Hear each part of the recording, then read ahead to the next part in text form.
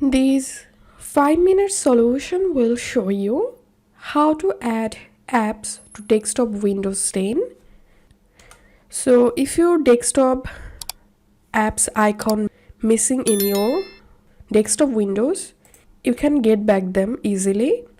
So first of all, right click on your desktop, click on personalize, select themes, click on desktop icon settings, and here you will get desktop icon section. Now check the apps you want to show in your desktop. Click on apply,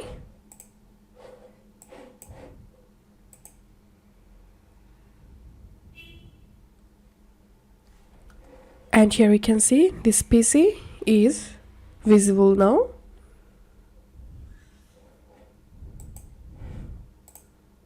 So this is how we can add apps icon in Windows computer. If you find this video helpful, don't forget to subscribe 5-minute solution.